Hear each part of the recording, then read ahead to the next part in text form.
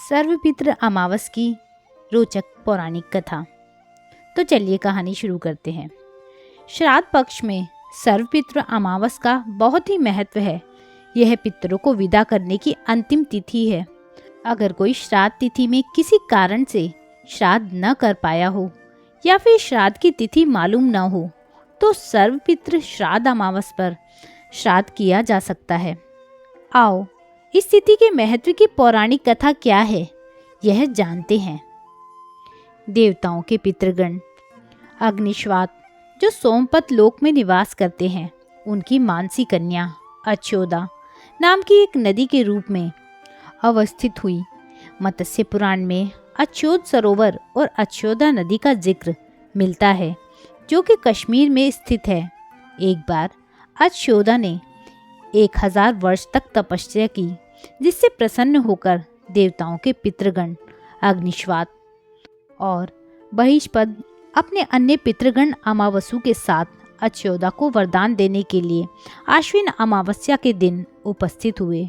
उन्होंने अच्योदा से कहा कि हे पुत्री, हम सभी तुम्हारी तपस्या से अति प्रसन्न हैं, इसलिए जो चाहे वर मांग लो। लेकिन अच्योदा ने अपने पितरों की तरफ ध्यान नहीं दिया और वह अति तेजस्वी पितृ अमावस्यु को अपलक निहारती रही। पितरों के बार बार कहने पर भी उसने कहा, हे भगवान, क्या आप मुझे सचमुच वरदान देना चाहते हैं? इस पर तेजस्वी पितृ अमावस्यु ने कहा, हे अच्योदा, वरदान पर तुम्हारा अधिकार सिद्ध है, इसलिए निसंकोच कहो। अच्योदा ने कहा, भगवान, यदि आप मुझे वरदान देना ही चाहते हैं तो मैं तत्क्षण आपके साथ रमण कर आनंद लेना चाहती हूँ। अच्योदा के इस तरह कहे जाने पर सभी पितृ क्रोधित हो गए। उन्होंने अच्योदा को श्राप दिया कि वह पितृलोक में पतित होकर पृथ्वीलोक पर जाएगी। पितरों के इस श्राप दिए जाने पर अच्योदा पितरों के पैरों में गिरकर रोने लगी।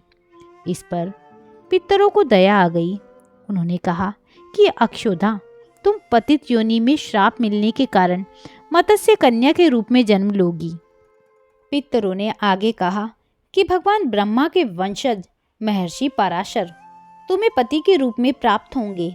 तुम्हारे गर्भ से भगवान व्यास जन्म लेंगे। उसके उपरांत भी अन्य दिव्य वंशों में जन्म लेते हुए तुम श्राप मुक्त होकर पुनः पितृलोक में वापस आ जाओगी। पितरों के इस तरह कहे जाने पर अच्योदा शांत हुई। अमावस्यु के ब्रह्मचर्य और धैर्य की सभी पितरों ने सराहना की एवं वरदान दिया कि यह अमावस्या की तिथि अमावस्यु के नाम से जानी जाएगी। जो प्राणी किसी भी दिन श्राद्ध न कर पाए, वह केवल अमावस्या के दिन श्राद्ध तर्पण करके सभी बीते 14 दिनों का पुण्य प्राप्त करते हुए अपने पितरों को तृप्त कर सकते हैं। तभी से प्रत्येक माह की अमावस्या तिथि को सर्वाधिक महत्व दिया जाता है और यह तिथि सर्वपितृ श्राद्ध तिथि के रूप में भी मनाई जाती है। उसी पाप के प्रायश्चित हेतु कालांतर में यही अच्योदा महर्षि पराशर की पत्नी एवं वेदव्यास की माता सत्यवती बनी थी। तत्पश्चात समुद्र में अंशभूत शांतनु की पत्नी हुई और 2 पुत्र चित्रांगद और विचित्र वीर्य को जन्म दिया था। इन्हीं के नाम से कलयुग में अष्ट का श्राद्ध मनाया जाता है। दोस्तों, पितृदेवों का आशीर्वाद सभी को मिलता रहे, इसी प्रार्थना के साथ विदा लेती हूँ। धन्यवाद।